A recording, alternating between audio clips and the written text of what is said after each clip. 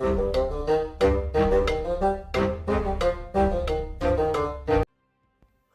and Blade to Bannerlords.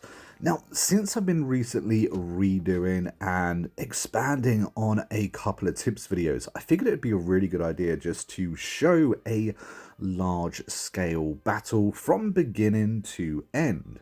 Now, as you can see here, we are outnumbered. They have around 200 more troops than we do.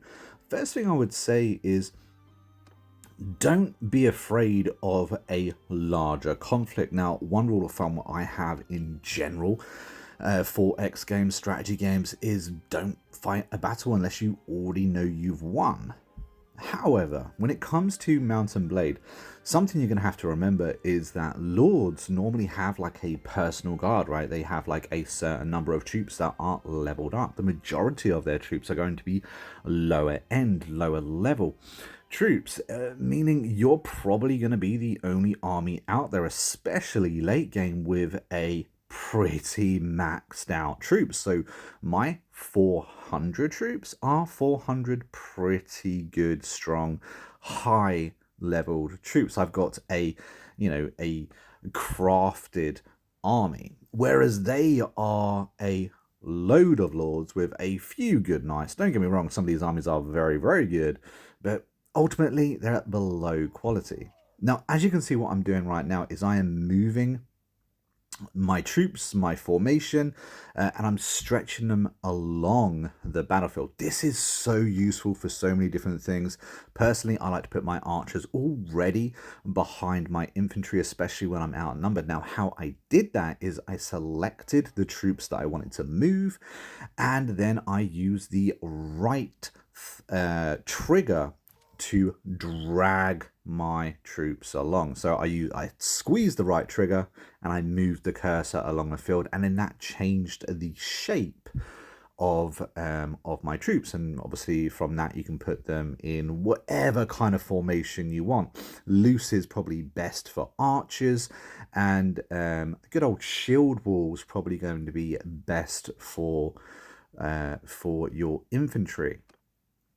Now, another thing I would recommend is to have more than just, say, your cavalry, your infantry, and your archers. Sometimes it can be really useful to have 20 to 50 troops that you can just move around the board as you see fit. Normally, I would do that with cavalry, but having even 2 or 3 set formations of archers or infantry, depending on what you can afford, is a really, really good idea. Now, as you can see, I'm individually choosing the different types of troops that I have. And I'm doing this by holding down L1 and then cycling along each flag with the directional buttons on my controller.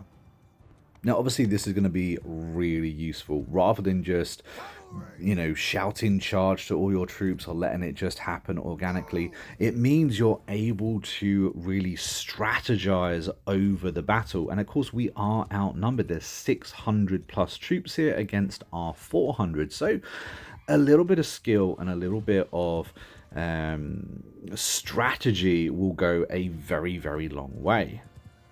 One thing to remember when you have a infantry line that has a shield wall, for instance, they're going to move very, very slowly. So if you do want them to move into battle or, change position, it's probably going to be a good idea to have them set to loose first and then march. Or if you want them to stay rigid in that shield wall, just in case, then you're going to be wanting to move your infantry ahead of time, because if you move, for instance, your archers, if you're using the infantry to cover your archers are going to get there a hell of a lot quicker than their shield wall, which can be really problematic.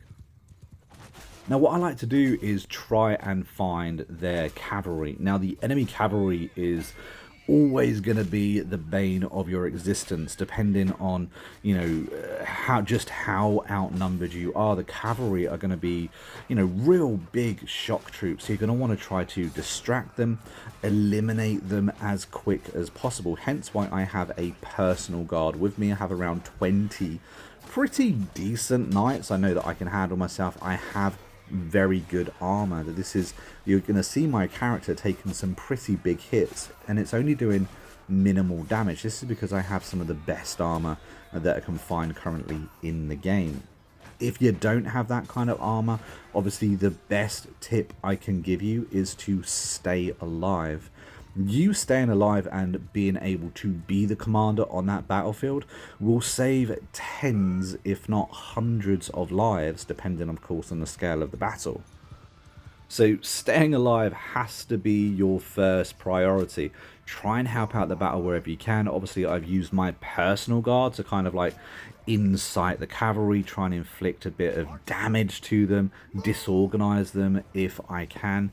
Sometimes you've got, for instance, archers on horseback. They're the type that you're going to want to try to attack yourself, because they're just going to be constantly peppering your troops and being out of distance for your troops to be able to attack them. That's hugely problematic.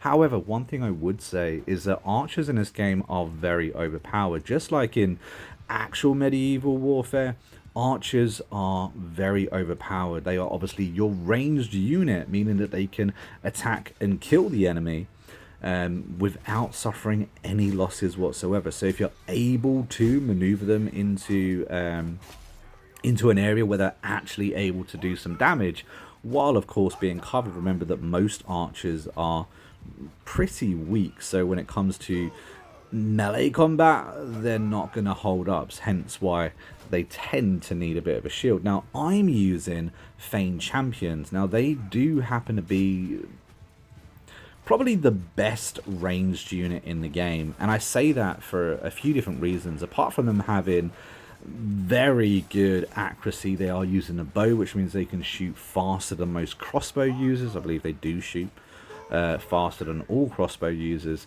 They also carry with themselves a two-handed sword. They are very good with a two-handed sword. I believe they have something like 220 points on two-handed combat, so they're very, very proficient at melee as well. But most archers aren't going to be proficient in melee. As we can see, this battle is descending into a little bit of chaos. We have very good kills going on for us. As you can see, the screen, the roll, the battle log is mostly green. That is us winning this battle, of course. The red would be our troops getting injured. Now, what stops our troops from dying and, of course, being injured is a bloody good surgeon. If you haven't already invested into someone with good surgeon skills, you need to do so, because although I wouldn't necessarily recommend it for your main character, having a companion that is very, very good at medicine can save so many lives. More importantly, it will save you money, because you're not going to be having to replace troops, because what happens is your troops become injured rather than killed outright, so therefore you don't have to replace those killed troops. Now, we are playing on console, and as you saw then, my screen did stutter. Crashes are just a part of playing grand strategy games, unfortunately, on console. It's something you will have to be mindful of. I'm currently playing on the Xbox Series X, which handles the game normally very, very well. This is quite a large scale battle, and ultimately it's been a little bit smooth, but as soon as it stuttered, I made sure to get myself out of combat, just so the combat could go on a bit, my frame rates could just calm down a little bit. Now, holding L1, you saw I just held up, my flags, my troops, just to see what was happening. I could tell whether I was sustaining any kind of losses, and if I was sustaining losses, more importantly, what kind of morale each unit had.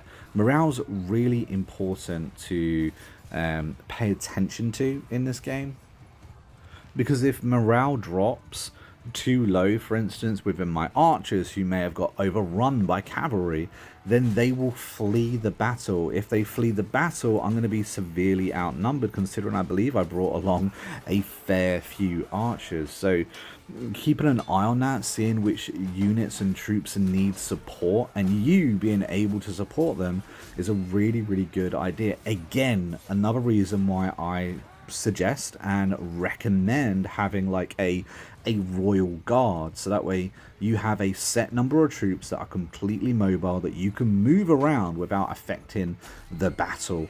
Particularly, I find it really good. I like using cavalry because they keep up. I like using Valandian cavalry, particularly because I believe they are the best cavalry in the game, but anything will work.